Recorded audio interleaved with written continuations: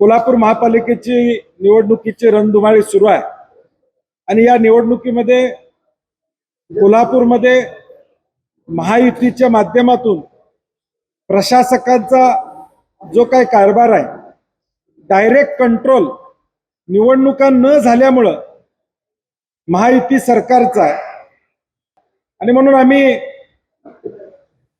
हा पंचनामा या ठिकाणी प्रकाशित करत आहोत। या महापालिकेचा कारभाराचा हा पंचनामा रस्त्याच्या संदर्भातला असेल, ड्रेनेजच्या संदर्भातला असेल, कोल्हापुरातल्या असुविधा असतील, या सगळ्याला जबाबदार कोण आहे तर महायुतीचं सरकार आहे।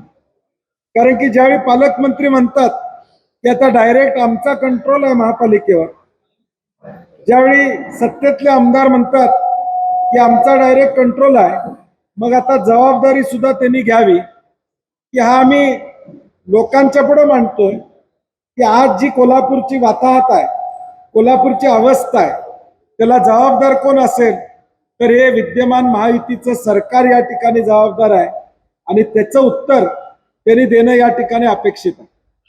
कारण की मी म्हटलं तसं 100 कोटीचे रस्ते आले, ते काय झाले ह्या बातम्या तुमच्याच आम्ही त्या ठिकाणी दिलेल्या आहेत। सगळ्या ज्या बातम्या इथं आलेल्या आहेत त्या तुम्ही माध्यमांनी दिलेल्या आहेत की माध्यमांनी प्रत्येक विषयावर ज्या बातम्या दिलेल्या आहेत त्याच आम्ही लोकांच्या समोर मांडतोय, सत्य लोकांच्या समोर मांडतोय की खड्ड्यांचे रस्ते 2 महिन्यात 2 कोटीचा खड्डा, 100 कोटीतला एकही रस्ता पूर्ण नाही, गाड्यांचा खुळखुळा, मनके होतात ढिल्ले।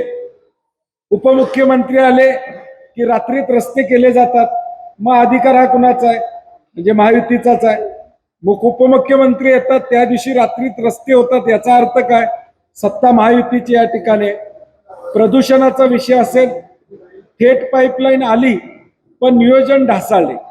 म्हणजे आज वर्तमानपत्राच्या बातम्या आम्ही देतोय की माध्यमाने देखील कबूल केलेलं आहे की थेट पाईपलाईनचं पाणी आलेलं आहे, परंतु नियोजन ढासळलेलं आहे। आणि म्हणून हे सगळे मुद्दे, भ्रष्टाचार, महापालिकेत टक्केवारीतून बिल मंजुरीची स्मार्ट स्कीम, ही बातमी आपली